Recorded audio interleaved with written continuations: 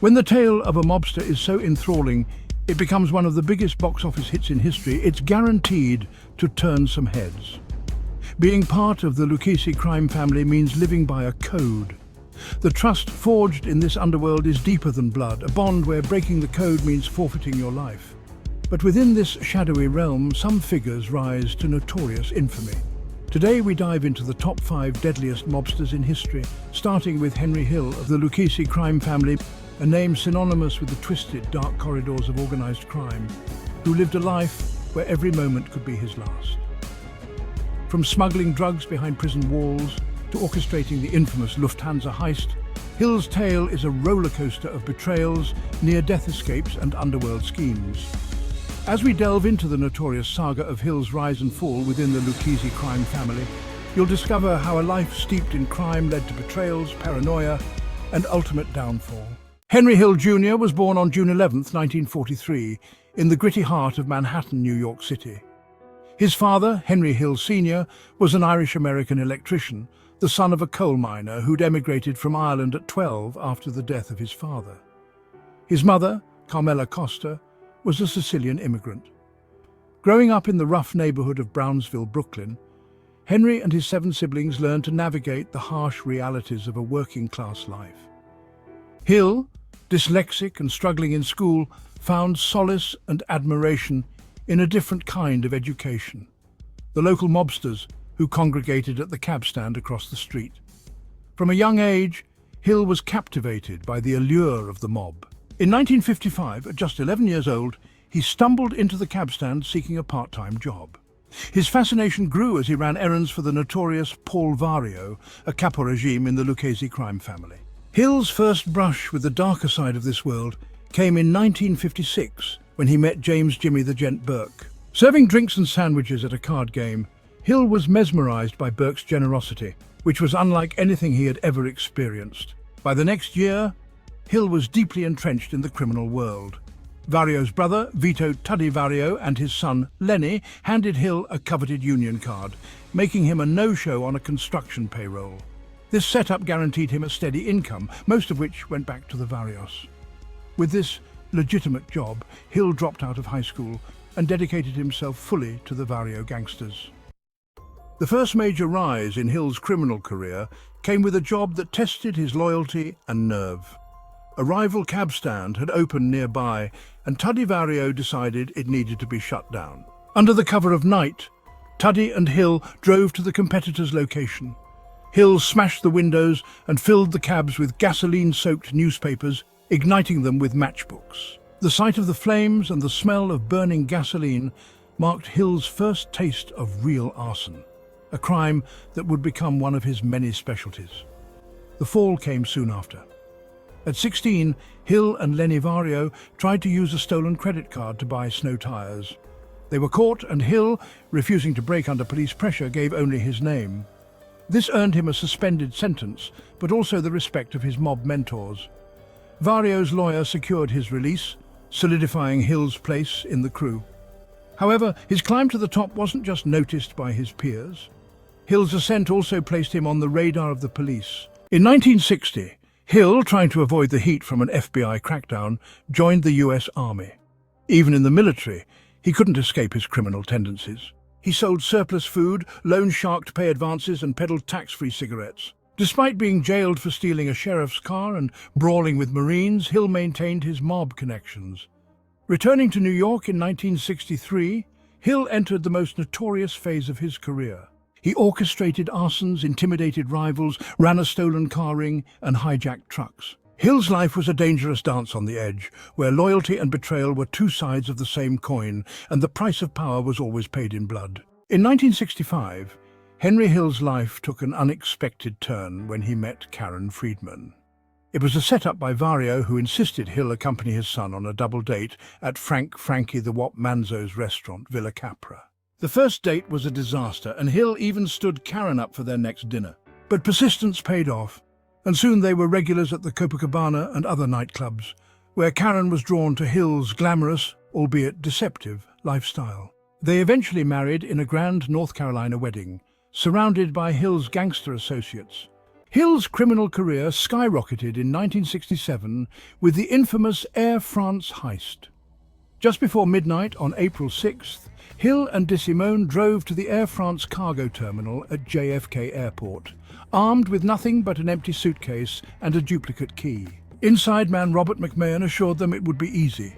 People frequently came to pick up lost baggage. Unchallenged, we entered the unsecured area, filled the suitcase with 7 bags of cash totaling $420,000, equivalent to $3.8 million in 2023, and walked out without raising an alarm. The theft wasn't discovered until the following Monday. Flush with cash from the heist, Henry Hill used his share to buy a restaurant on Queens Boulevard, The Sweet. He initially intended to run it as a legitimate business, distancing himself from his mob ties. But within months, The Sweet became a hotspot for mob activities. Members of both the Lucchese and Gambino families frequented the club, including high-ranking Gambino figures. Hill's attempt at legitimacy crumbled in his post-heist life. With his shot at honest entrepreneurship missing, Hill's dark journey returned with brutal vengeance against Billy Batts. After Batts, a Gambino associate, was released from prison in 1970, a welcome home party was held at Robert's Lounge, owned by Jimmy Burke. Batts made the mistake of teasing DeSimone about his past as a shoeshine boy. DeSimone took the insult seriously, muttering to Hill and Burke that he would kill that fat bastard. 2 weeks later, on June 11, 1970, DeSimone attacked Batts at the Sweet, pistol whipping him while yelling, "Shine these effing shoes!" Believing Batts to be dead, Hill, DeSimone and Burke stuffed his body into the trunk of Hill's car and drove to DeSimone's mother's house to fetch a shovel and lime. On the way, they heard noises from the trunk. Batts was still alive. They stopped the car and viciously beat him to death with a shovel and tire iron. The body was initially buried at a dog kennel in upstate New York, owned by a friend of Burke. 3 months later, the kennel was sold to housing developers. Burke ordered Hill and DeSimone to exhume Batts's body and dispose of it elsewhere. According to Hill in Wise Guy, they eventually crushed the body in a car crusher at a New Jersey junkyard. However, in the commentary for the film Goodfellas, Hill stated that Batts's body was first buried in the basement of Robert's Lounge before being moved to the car crusher. The next major notch in Hill's criminal belt came on December 11th, 1978, with the insanely lucrative Lufthansa heist. An estimated $5.875 million, equivalent to $27.4 million in 2023, was stolen from the Lufthansa cargo terminal at Kennedy Airport, making it the largest cash robbery in American history at the time. The plot was set in motion by bookmaker Martin Krugman, who tipped off Hill about the large sums of currency flown into the terminal. While Hill did not directly participate in the heist, his experience was utilized, and he was deeply involved in its planning and aftermath. Looking to expand his revenue sources, Hill immersed himself in the point-shaving scandal of the 1978-79 Boston College basketball game. Teaming up with 2 Pittsburgh gamblers, Hill convinced Boston College center Rick Kuhn to join the scheme. Kuhn, a high school friend of one of the gamblers, encouraged his teammates to participate, manipulating game scores to benefit Hill and his associates. Despite these peaks, Hill's criminal empire was always on the brink of collapse. The constant threat of law enforcement, coupled with the treachery and violence inherent in his world, meant that each rise was accompanied by an inevitable and devastating fall. In 1980, Henry Hill found himself in a perilous fight for life. Arrested on a narcotics trafficking charge, he quickly realized that his former associates were plotting his death. Vario wanted him dead for dealing drugs, a severe violation of mafia rules, while Burke saw him as a liability who could implicate him in the infamous Lufthansa heist. Hill's suspicions were confirmed when he heard on a wiretap that Angelo Seppa and Anthony Stabile were eager to have him killed, labeling him as no good and a junkie. Burke's dismissive "don't worry about it" only deepened his fears. Federal investigators played Hill a surveillance tape where Burke discussed with Vario the need to have Hill whacked. This chilling confirmation pushed Hill into a corner. When he was finally released on bail, Burke arranged a meeting at a bar owned by Charlie the Jap, a place Hill had never heard of. Sensing a trap, Hill avoided the bar and met Burke at his sweatshop instead. There, Burke, with Karen present, asked for the Florida address where Hill was supposed to kill Bobby Germain's son with Anthony Stable. Hill knew this was a setup. Going to Florida meant certain death. Edward A. McDonald, head of the Brooklyn organized crime strike force, arrested Hill as a material witness in the Lufthansa robbery. With a lengthy prison sentence looming and his life at risk from his own crew, Hill made a desperate decision. On May 27, 1980, Henry Hill agreed to become an informant, signing an agreement with the strike force. This move marked the beginning of his cooperation with the authorities, turning the tide in his favor. Hill's testimony led to 50 convictions, dismantling significant parts of the criminal network he once belonged to. Hill, his wife Karen, and their 2 children, Greg and Gina, entered the U.S. Marshals Witness Protection Program, changing their names and moving around to several undisclosed locations. Jimmy Burke received 12 years in prison for the 1978-79 Boston College point-shaving scandal. Later, he was sentenced to life in prison for the murder of scam artist Richard Eaton, dying of cancer on April 13, 1996, while serving his sentence. Paul Vario, who had once helped Hill obtain a no-show job for parole, received 4 years for that favor. Later, Vario was sentenced to 10 years for extorting air freight companies at JFK Airport, dying of respiratory failure on November 22, 1988, in the FCI Federal Prison in Fort Worth. Hill's journey from a feared gangster to a federal informant was a tale of survival in the ruthless world of organized crime. The betrayals, the narrow escapes, and the ultimate downfall of his former allies painted a dark and gritty picture of life within the mafia, where loyalty is fleeting and trust can be a death sentence. Hill's rise to infamy was immortalized in Martin Scorsese's 1990 film Goodfellas, based on Nicholas Pileggi's book Wise Guy. The film chronicled Hill's ascent and fall within the Lucchese crime family, with Ray Liotta portraying Hill. Hill was paid $480,000 for his story rights, and the cast, including Robert De Niro and Liotta, sought his insights to bring authenticity to their roles. Hill met the cast just weeks before the film's premiere, expressing his admiration for their performances. Henry Hill's life ended on June 12, 2012, a day after his 69th birthday in a Los Angeles hospital due to complications from heart disease. His girlfriend Lisa Caserta stated that Hill had been ill for a long time, his heart finally giving out. CBS News reported his death, with Caserta noting, "He went out pretty peacefully for a good fella." Hill's family was by his side when he died, and he was cremated the day after his death. From his early days as a young criminal to his ultimate downfall and death, Henry Hill's life was a dark journey through the underworld, marked by brief rises and inevitable falls, each steeped in betrayal and violence. When the dark underworld of the mafia casts its shadow, few escape its grip. In the small town of Cinisi, Sicily, Gaetano Tano Badalamenti rose from humble beginnings to become one of the most feared and influential mob bosses. His journey from a farm boy to a kingpin in the international heroin trade is a tale of power, betrayal, and ruthless ambition. Brace yourselves as we unravel the chilling story of Tano Badalamenti, a man whose name became synonymous with the sinister workings of the Sicilian mafia. Tano Badalamenti was the youngest of 9 children in a family of 5 boys and 4 girls. His family owned a dairy farm in the small Sicilian town of Cinisi. Tano's childhood was cut short. He attended school for only 4 years before being sent to work in the fields at the tender age of 10. In 1941, at the height of World War II, Tano was conscripted into the Royal Italian Army. The horrors of war quickly overshadowed his already difficult life. By 1943, during the chaotic Allied invasion of Sicily, Tano made a fateful decision. He deserted the army. This act of defiance marked the beginning of his descent into a darker world. He fled to his family's farm, hiding from authorities and clinging to a tenuous freedom. However, this peace was short-lived. In 1946, an arrest warrant was issued for Tano on charges of conspiracy and kidnapping. The following year, he was implicated in a murder, forcing him to flee to the United States to join his brother Emanuele in Monroe, Michigan. In the United States, Tano attempted to rebuild his life, but his past soon caught up with him. In 1950, he was arrested and deported back to Italy. Back in Sicily, he married Teresa Vitale, whose sister was married to Filippo Rimi, the feared capomafia of Alcamo. Leveraging his new family connections, Tano set up a lemon-growing business on his family's land, slowly amassing influence.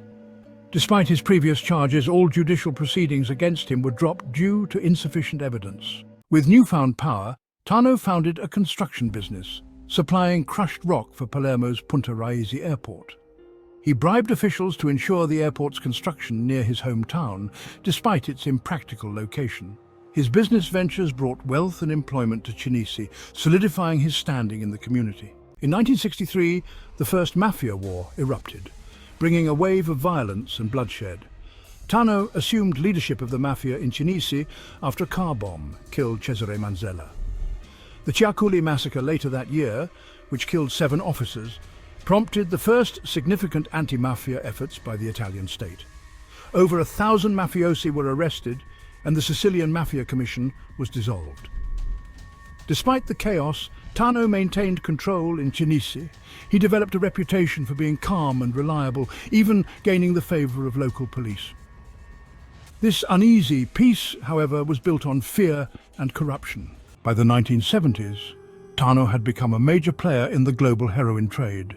From 1975 to 1984, he masterminded the infamous Pizza Connection, a $1.65 billion operation that smuggled heroin from the Middle East and distributed it through pizzerias in the United States. This period marked the peak of his criminal empire, yet it also sowed the seeds of his downfall. In 1951, American police intercepted a 50-kilogram shipment of heroin linked to Tano, then living in Detroit as an illegal immigrant. Though he initially escaped severe punishment, the subsequent years saw him repeatedly arrested for smuggling foreign cigarettes into Italy. By 1957, Tano was caught with 3,000 kilograms of contraband cigarettes. The crackdown following the Ciaculli massacre disrupted the heroin trade, leaving it in the hands of a few fugitives, including Tano. This consolidation of power made him a target. As the law tightened its grip, Tano's empire began to crumble.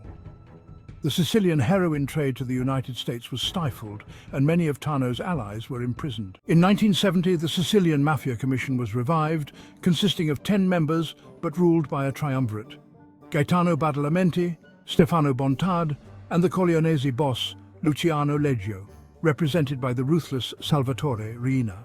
Their first challenge was an offer from Prince Giunio Valerio Borghese, seeking support for a neo-fascist coup in exchange for pardoning convicted mobsters like Vincenzo Rimi and Luciano Leggio. Badalamenti opposed the plan, and on December 8, 1970, the Golpe Borghese fell apart. In 1974, the full commission was reconstituted under Badalamenti's leadership. By 1975, Badalamenti had joined forces with Salvatore Catalano of the Bonanno family in New York, involved in the Pizza Connection case, smuggling millions worth of heroin and cocaine into the United States through mafia-owned pizzerias. In January 1978, the ailing former head of the commission, Salvatore Ciaschi Tedu Greco, travelled from Venezuela to restrain Badalamenti, Di Cristina and Calderone from retaliating against the Corleonese's growing power. On April 8, 1978, Francesco Madonia was murdered, sparking a deadly feud. In May 1978, Di Cristina was killed by the Corleonese, followed by Calderone's murder on September 8, 1978. Later that year, Badalamenti was expelled from the commission and replaced by Michele Greco. Fleeing to Brazil, Badalamenti continued his criminal operations until 1984. The FBI intercepted communications revealing a planned meeting in Madrid with his nephew, Pietro Pete Alfano, a key contact for heroin trafficking. On April 8, 1984, Badalamenti, his son Vito, and Alfano were arrested in Madrid by the FBI, Italian and Spanish police. The Pizza Connection trial in New York lasted 17 months, the longest in United States judicial history. On March 2, 1987, Badalamenti and Catalano were convicted, each sentenced to 45 years in prison on June 22, 1987. Badalamenti was also fined $125,000, but due to extradition terms, he would serve no more than 30 years. In October 2004, Italy's highest court revealed a sinister connection between former Prime Minister Giulio Andreotti and top Cosa Nostra figures Gaetano Badalamenti and Stefano Bontad. This alliance was facilitated through Salvo Lima and the Salvo cousins. Andreotti was accused of commissioning the mafia to murder Mino Pecorelli, a journalist who was silenced on March 20, 1979, to prevent him from publishing damaging information. Mafia turncoat Tommaso Buscetta testified in April 1993 that Badalamenti had told him the Salvo cousins orchestrated Pecorelli's murder as a favor to Andreotti. The latter feared Pecorelli was about to reveal secrets that could destroy his political career, including the complete memorial of Aldo Moro. Andreotti and his co-defendants were acquitted in 1999, but a successful appeal led to a retrial in 2002, resulting in Andreotti's conviction and a 24-year prison sentence. This conviction sparked widespread confusion and debate across Italy, as many struggled to reconcile the verdict with the acquittal of his co-accused. The Supreme Court ultimately acquitted Andreotti in 2003. In a separate case, Badalamenti was convicted in April 2002 for the 1978 murder of activist radio broadcaster Peppino Impastato, who had used his show to mock and expose the mafia. Sentenced to life imprisonment, Badalamenti died in 2004 at the age of 80 in a Massachusetts prison. When a man earns the nickname the Snake in the world of organized crime, you know his story won't be one of simple misdeeds. Carmine Persico, the fearsome boss of the Colombo crime family, slithered his way through the violent ranks of the mafia, leaving a trail of betrayal and bloodshed. Whether orchestrating hits from behind bars or ruling the streets with an iron fist, Persico's reign was as venomous as it was ruthless. Today, we're delving into the twisted saga of Carmine Persico, a man whose cunning and brutality earned him a place among the most notorious mobsters in American history. Carmine Persico was born in the gritty streets of Brooklyn, New York, to Carmine John Persico Sr. and Assunta Susan Plantamura. His father worked as a legal stenographer in Manhattan, a respectable profession shadowed by the darker paths his sons would eventually tread. Carmine's brothers, Theodore and Alphonse "Alley Boy" Persico, would also rise to become caporegimes in the notorious Colombo crime family. The Persico family resided in the tough neighborhoods of Carroll Gardens and Red Hook, where crime was a way of life. By 16, Carmine had dropped out of high school and assumed leadership of the Garfield Boys, a local street gang. In March 1951, at just 17, Persico was arrested for the brutal beating and murder of a youth in Prospect Park. However, the charges mysteriously vanished, a harbinger of the impunity he would often enjoy. Soon after, Persico was recruited into the Profaci crime family by the seasoned capo Frank Abbatemarco. He started with bookmaking and loan sharking before moving on to burglaries and hijackings, accumulating 12 arrests in the decade but serving hardly any time behind bars. He also forged an alliance with the Gallo brothers, Joe, Albert, and Larry. In 1957, Persico's life took a darker turn. He allegedly took part in the assassination of Albert Anastasia, the fearsome leader of Murder Inc. and boss of the Anastasia family. Carlo Gambino, Anastasia's underboss, conspired with Vito Genovese and Joe Profaci to eliminate Anastasia. On October 25, 1957, Anastasia entered the Park Sheraton Hotel's barbershop in Midtown Manhattan. As he relaxed in the chair, two men with scarves over their faces stormed in, shoving the barber aside and opening fire. Anastasia, dazed, tried to attack the gunman's reflections in the mirror, only to be gunned down in a hail of bullets. No one was ever charged for his murder, and rumors swirled that the Patriarca crime family might have been involved. By the late 1950s, Persico and the Gallos grew increasingly frustrated with Profaci's greed and autocratic rule. The tension exploded into the First Colombo War on November 4, 1959, when Profaci's men murdered Abbatemarco for withholding tribute. With encouragement from rivals Carlo Gambino and Tommy Lucchesi, the Gallos retaliated. On February 27, 1961, the Gallos kidnapped 4 of Profaci's top men. While Profaci fled to Florida, John Sonny Franzese negotiated the hostages' release. Profaci struck back on August 20, 1961, ordering the murders of Gallo members Joseph Joe Jelly Gioielli and Larry Gallo. Persico and Salvatore Sally D'Ambrosio attempted to strangle Larry Gallo, earning Persico the nickname the Snake for his betrayal. The war raged on, claiming 9 lives and 3 disappearances. Persico was indicted for Gallo's attempted murder, but the charges were dropped when Gallo refused to testify. In 1962, Joe Profaci died of cancer and Joseph Magliocco took over.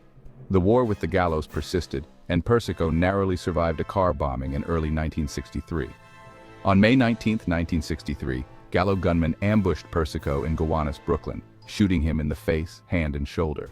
Persico famously spat out a bullet from his face and later survived to see his rival Joey Gallo imprisoned. The war ended with Magliocco's victory, but his reign was short-lived. In late 1963, after an attempt to overthrow the commission, Magliocco was forced into retirement, and Joe Colombo became the boss, renaming the family. Colombo rewarded the imprisoned Persico by naming him a capo. Persico thrived in this role, engaging in labor racketeering, extortion, loan sharking, hijacking, illegal gambling, and murder for hire. By the late 1960s, Persico's crew was one of the most profitable in the Colombo family. Despite numerous legal battles, he managed to evade lengthy prison terms until 1972, when he was finally sentenced for hijacking. In 1971, Joey Gallo was released from prison, reigniting old feuds. On June 28, Colombo was shot at an Italian-American Civil Rights League rally, remaining paralyzed until his death in 1978. Gallo was suspected of orchestrating the hit, leading to further bloodshed. On April 7, 1972, Gallo was gunned down by Persico's men at Umberto's Clam House. Seeking revenge, Albert Gallo sent a hitman to a Manhattan restaurant, but the attempt failed, killing innocent diners instead. With Machiavelli fleeing New York, Persico ascended to the top, solidifying his power over the Colombo family. In 1973, Carmine Persico was sentenced to 8 years in prison for hijacking and loan sharking. This imprisonment coincided with the release of his brother, Alphonse "Alley Boy" Persico, after 17 years behind bars. With Carmine incarcerated, Alphonse took over as acting boss, backed by underboss Gennaro Langella and their other brother Theodore. The family's influence grew, controlling labor unions and the Concrete Club, a lucrative construction racket. Despite Carmine's imprisonment, the family's operations thrived under Alphonse's leadership. In 1981, after Carmine's release from prison, he pleaded guilty to attempting to bribe an IRS agent, which led to another 5-year sentence. The Colombo family's troubles deepened in 1984 when the FBI indicted Carmine and the entire leadership on multiple racketeering charges. Carmine went into hiding but was betrayed by his brother-in-law Fred DeChristopher, an FBI informant. On February 15, 1985, the FBI arrested Carmine at DeChristopher's home. The arrest was a significant blow to the Colombo family, exposing their vulnerabilities and the betrayals within their ranks. In 1986, Carmine decided to represent himself in the Mafia Commission trial, where he and 11 other mafia leaders faced racketeering charges. Despite warnings from the judge, Carmine believed his experience with the legal system would help him. He tried to charm the jury, but his acknowledgement of criminal activities during cross-examinations backfired.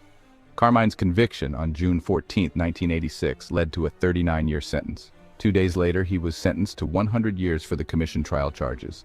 Despite his legal defeats, Carmine's performance as his own lawyer was praised by the judge, who called him a tragedy due to his wasted intelligence. While Carmine served his sentence, he named Victor "Little Vic" Orena as acting boss, hoping to keep the family's control until his son, Little Alley Boy, was released from prison. However, by 1991, Orena grew tired of Carmine's orders from behind bars and sought to become the boss. Encouraged by John Gotti, Orena attempted to gauge support from the Colombo capos.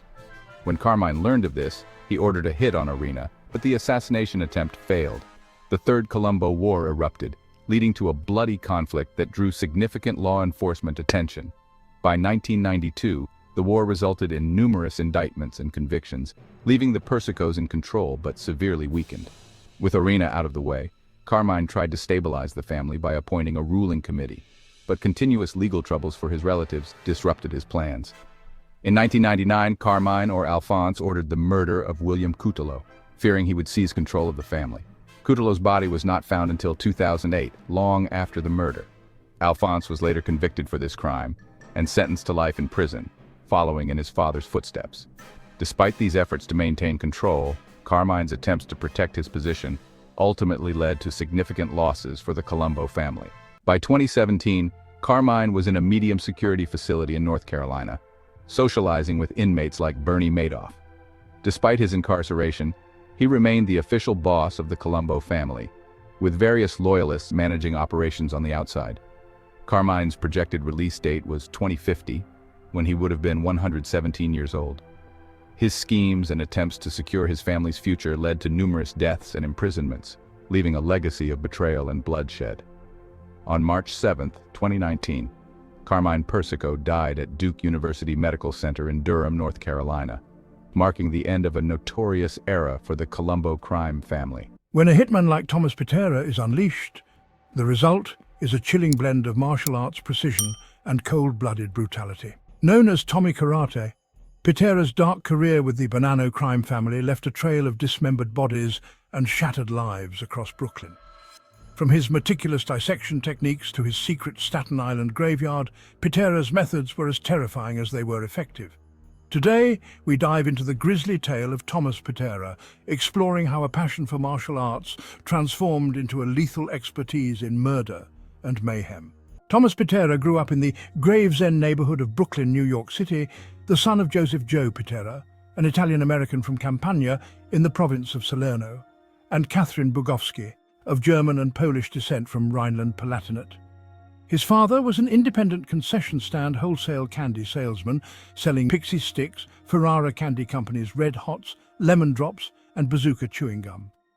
Pitera attended the David A. Boody Jr. High School, where he was often overlooked by his teachers and bullied by his peers due to his high-pitched voice.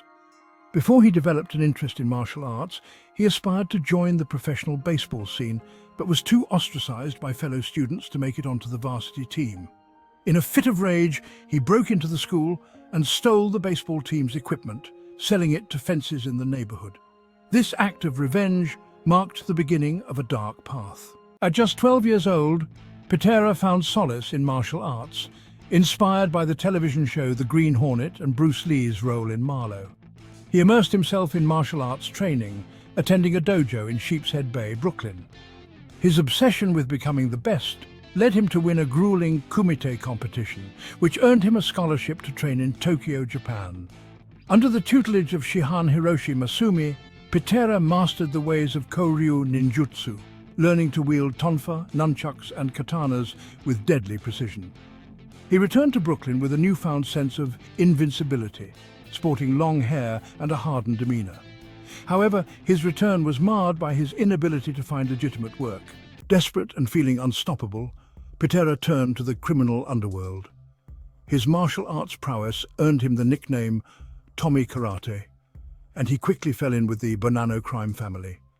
This marked the beginning of his descent into a life of crime. Pitera's skills and ruthless nature made him a valuable asset to the Bonanno family. He joined a faction led by Alphonse Sonny Red Indelicato, Frank Lino, Dominic Trinchera and Philip Giacone, who opposed the leadership of boss Philip Rastelli. In 1981, a bloody power struggle erupted, leading to the murders of Indelicato, Trinchera and Giacone in a Gravesend club. The massacre, orchestrated by Joseph Massino and Dominic Napolitano, left Pitera and his allies in disarray. Despite this setback, Pitera's loyalty to the Bonanno family never wavered. He became a made man and was assigned to Lino's crew by consigliere Anthony Sparrow. Pitera's ruthlessness grew, culminating in the 1988 murder of Wilfred Willie Boy Johnson, a Gambino family associate and government informant. Though Pitera was charged with the murder, he was acquitted at trial, further emboldening his violent tendencies.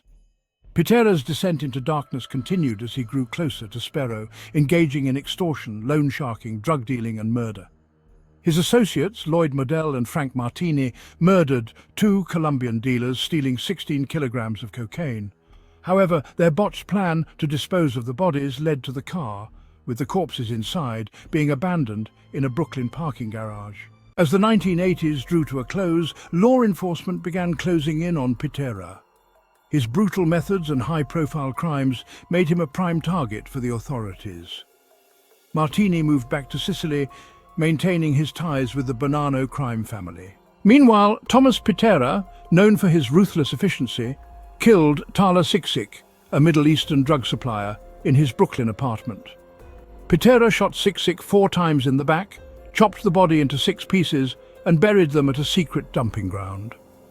Investigators eventually discovered 6 of Pitera's victims in a Staten Island mob graveyard near the William T. Davis Wildlife Refuge. To thwart identification, Pitera had decapitated the bodies and buried the heads separately. Pitera's approach to murder and body disposal was cold-hearted and clinical. He chose the Staten Island graveyard because the damp soil accelerated decomposition, and the wildlife refuge ensured the bodies wouldn't be found during construction projects. Pitera studied books on dissection and carried a special toolkit for cutting up bodies, insisting on burying corpses deep enough to elude police dogs. He wrapped body parts in plastic or placed them in suitcases. However, his downfall began when he started keeping jewelry and other souvenirs from his victims. On June 4, 1990, Thomas Pitera, was indicted for leading a ruthless drug-dealing crew and for his involvement in 7 brutal murders, including the 1988 killing of Wilfred Willie Boy Johnson. Investigators suspected Pitera had a hand in as many as 60 murders, casting a dark shadow over his already sinister reputation. Pitera's crew was responsible for pushing around 220 pounds of cocaine, multiple kilos of heroin, and hundreds of pounds of marijuana onto the streets each year. When FBI agents raided Pitera's apartment, they uncovered a chilling arsenal, over 60 automatic weapons, knives, swords, and grisly books, like the Hitman's Handbook and Kill or Be Killed, detailing assassination techniques, torture, and dismemberment. The ominous calm before the storm erupted when Frank Ganghi, a member of Pitera's crew and nephew of Genovese family Capo Rosario Ganghi, decided to turn state's witness. Arrested for driving under the influence, Ganghi found himself in a cold, stark holding cell where memories of Pitera's horrific acts began to haunt him. Unable to bear the weight of his conscience, he confessed to his role in the murders and provided damning information on Pitera's other crimes. Ganghi's most harrowing recollection was of the night Pitera murdered his girlfriend, Phyllis Birdie. After a night of shared cocaine and intimacy, Birdie lay unconscious when Pitera decided to kill her. He methodically cut her body into 6 pieces in the bathroom, a scene that would forever scar Ganghi. The next gruesome episode Ganghi recounted was a clash with a drug dealer named Marek Kucharski. During a heated argument, Pitera pulled out a knife and repeatedly stabbed Kucharski before finally slashing his throat, leaving a bloody testament to his merciless nature. As Pitera's trial commenced, the courtroom became a theatre of horror. Chief Prosecutor David W. Shapiro painted Pitera as a heartless and ruthless killer, pushing for the death penalty. Shapiro revealed how Pitera had tortured one of his victims by shooting him 7 times, deliberately aiming for different parts of the body to prolong the agony. The prosecution also presented a DEA agent who had unearthed graves containing the dismembered remains of Pitera's victims, a grim parade of evidence that underscored the monstrous nature of his crimes.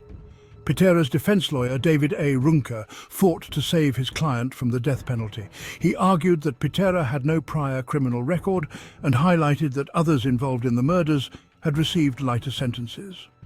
Runker emphasized that only 2 of the murders occurred after the federal death penalty law was reinstated, and that Pitera's family members testified about his loving and caring side. On June 25, 1992, the jury delivered a partial victory for the prosecution.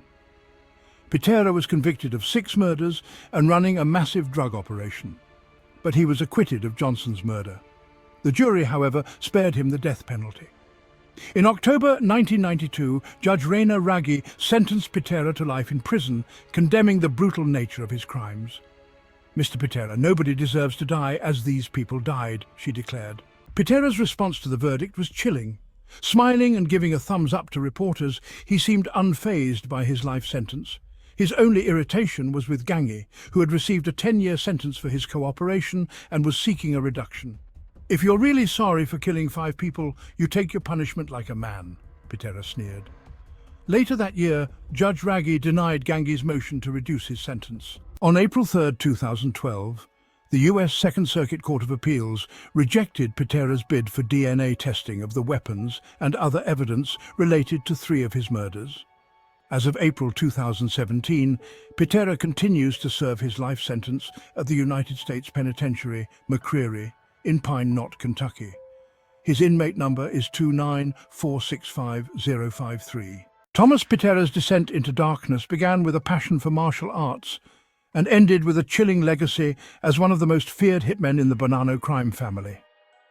His clinical approach to murder and body disposal, juxtaposed with his eventual life sentence, serves as a grim reminder of how discipline can spiral into destruction. When it comes to the dark world of organized crime, few names evoke as much intrigue and terror as Frank Costello. Known as the Prime Minister of the underworld, Costello's life was a roller coaster of power, betrayal, and violence.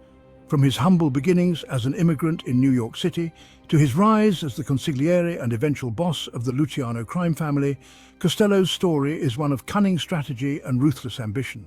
But behind his suave exterior and political connections lay a man constantly dodging death and prison. Join us as we explore the gripping saga of Frank Costello, discovering the alliances, murders, and near-fatal encounters that shaped his notorious career. Francesco Castiglia was born on a cold January day in 1891 in the grim little village of Loropoli, nestled in the Calabria region of Italy. The hardships of his early life were only a prelude to the dark path that lay ahead. In 1895, his mother, desperate for a better life, boarded a ship bound for America with Francesco and his brother Edward. They sought to reunite with their father in the gritty streets of East Harlem, New York City, where he ran a small, struggling grocery store. But the promise of the American dream quickly faded. By the time Francesco, now known as Frankie, was 13, his brother had already pulled him into the shadowy world of gang activities. Frankie was a quick learner. His fists were as fast as his wits, and by 1908 he had his first taste of prison for assault and robbery. The cold steel bars of his cell would become familiar, with stints in 1912 and 1917. The law was a mere inconvenience for Frankie, who embraced the chaos of crime with a dark enthusiasm. In 1918, he married Loretta Geigerman, a Jewish woman, in a union that seemed almost normal amidst his criminal exploits. But that same year, another prison sentence followed for carrying a concealed weapon. His fortunes took a turn when he met Charlie Lucky Luciano, a young, cunning Sicilian who led a gang on Manhattan's Lower East Side. Their bond was immediate, though it stirred resentment among older mafia members. They spat the name Dirty Calabrian when speaking of Frankie, their disdain clear. Yet Frankie and Luciano's partnership grew stronger, and together with other notorious figures like Vito Genovese, Tommy Three-Finger Brown Lucchese, Meyer Lansky and Benjamin Bugsy Siegel, they wove a web of crime that ensnared New York City. Prohibition in 1920 was a golden opportunity. The gang dove into bootlegging, their illegal liquor empire backed by criminal financier Arnold the Brain Rothstein. They struck deals with leading Jewish and Irish criminals, including Dutch Schultz, Oni the Killer Madden, and William Big Bill Dwyer. With Rothstein's mentorship, Frankie and his cohorts thrived, making fortunes from smuggled liquor. In 1922, they joined Joe the Boss Masseria's crime family, solidifying their power. Frankie's operations expanded into rum running with Irish crime bosses from Hell's Kitchen, prompting him to adopt the Irish-sounding last name Costello. His American dream was tainted with blood and betrayal, his rise marked by ruthless ambition. But the shadows of the underworld are never still. On November 19, 1926, Costello and Dwyer were indicted on federal bootlegging charges, accused of bribing US Coast Guardsmen. The jury deadlocked in January 1927, but Dwyer wasn't so lucky, receiving a 2-year sentence for bribery. Costello and Madden seized control of the Combine's operations, igniting the violent Manhattan beer wars against Charles Vannie Higgins and his allies. As alliances shifted, Costello, Madden and Schultz faced rivalries with gangsters Jack Legs Diamond and Vincent Mad Dog Cole. The ensuing chaos threatened to engulf the underworld, but Costello's cunning ensured his survival. In the late 1920s, Johnny Torrio orchestrated a fragile peace among East Coast bootleggers, forming the Big Seven. Costello was a key player, advocating for a national crime syndicate to prevent turf wars. The Atlantic City Conference in May 1929 birthed the National Crime Syndicate, a dark council of organized crime. Yet blood still stained their ascent. The Castellamarese War erupted in 1931 between Masseria and Salvatore Maranzano. Luciano, plotting with Maranzano, betrayed Masseria, who met a violent end in a Coney Island restaurant. Luciano seized control, with Costello by his side. September 1931 saw another twist. Maranzano, plotting against Luciano and Costello, summoned them to his office. Sensing the trap, Luciano sent a team of Jewish hitmen unknown to Maranzano's guards. They struck swiftly, ending Maranzano's reign. Luciano then established the Commission, a governing body for organized crime, ensuring their empire thrived under a veil of darkness. Through rises and falls, betrayals and alliances, Frank Costello carved his name in the annals of crime, his story a testament to the shadows that loom behind the American dream. In the shadowy world of organized crime, 1931 was a year of blood and power. After orchestrating the murders of Masseria and Maranzano, Charles Lucky Luciano emerged as the undisputed leader of the newly formed Luciano crime family. By his side stood Vito Genovese as underboss and Frank Costello as consigliere. Costello, the cunning strategist, quickly became one of the family's biggest earners, carving out his own dark empire. Costello's domain was the lucrative slot machine and bookmaking operations, alongside his associate Philip Dandy Phil Castell. Under Costello's command, 25,000 slot machines filled bars, restaurants, cafes, drugstores, gas stations, and bus stops across New York. But in 1934, Mayor Fiorello LaGuardia, determined to clean up the city, seized thousands of Costello's machines and dumped them into the river. This blow only fueled Costello's ambition. His next move took him to the Deep South. Louisiana Governor Huey Long offered him a deal to place slot machines throughout the state and keep 10% of the profits. Costello jumped at the chance, appointing Castell to oversee the operation.